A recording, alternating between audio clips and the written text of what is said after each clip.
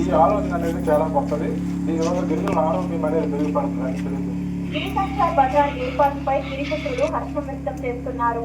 ఇంతకుముందు చాలా వెళ్ళి కొనుక్కునేవాళ్ళం. మేము 15 రోజులకి నెల సరుకులు మొబైల్ పెట్టేవారు. ఇప్పుడు ఇక్కడ కొనుక్కుంటాను. చాలా బాగున్న వస్తువులు కూడాను ప్రతి ఒక్క మహిళ పిలుచుకుని మేము కొనుక్కుంటాము. బండి వచ్చింది రండి కొనుక్కుందాము, బండి ధర కొనుక్కుందాం, బయట వద్దు మనమే కొనుక్కోవాలి కదా. మన మహిళలు మనిషి మేము అందరినీ పిలుచుకొని మేము కొనుక్కుంటున్నాము. తక్కువ రేటుకు వస్తున్నాయి. బజార్లో కంటే ఇక్కడ ఒక రూపాయలు 2 రూపాయలు తక్కువ పెడుతున్నారు. చాలా బాగున్నాయి. బఠానీలు, కందిపప్పు, ఖజానా పప్పు, పెసరపప్పు అన్ని బాగున్నాయి. ముందంటే మరి ఎక్కువ డబ్బులైనా అది తీసుకోవాల్సి వచ్చేది. ఇప్పుడు వేనొచ్చాక డబ్బులు తక్కువైనా సరుకు బాగుంది, సామాన్లు బాగున్నాయి. మగవాళ్ళు చేయని సామాన్లు కూడా మేము ఇక్కడ చూసుకొని తీసుకుంటున్నాం అన్నమాట. మా ఊర్లో ఎక్కువ డబ్బులకు అమ్మేవారు. ఇప్పుడు వ్యాన్ వచ్చిన తర్వాత తక్కువ డబ్బులు తీసుకుంటున్నాము. మంచి ఖర్చు తెచ్చుకుంటారు. నాణ్యమైన వస్తువులు తెస్తున్నారు. ప్రతిదీ మేము తీసుకుంటాం. గిరిసంచార్ బజార్ వాహనాల సంఖ్యను పెంచాలని మహిళలు కోరుతున్నారు.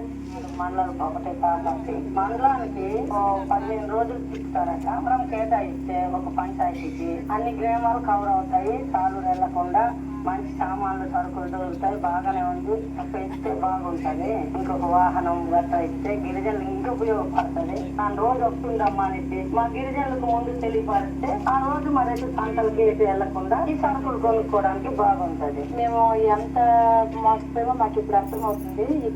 ఇక్కడైతే బాగానే ఉన్నాయి, సరుకులు బాగానే ఉన్నాయి, రేట్లు కూడా పర్వాలేదు, తక్కువలోనే ఉన్నాయి. నెలకి 3 రోజులు వస్తుంది. ఇంకా ఎక్కువ రోజులు వస్తే మంచిది. కలెక్టర్ శ్యామ్ ప్రసాద్ చేపట్టిన గిరిసంచార్ బజార్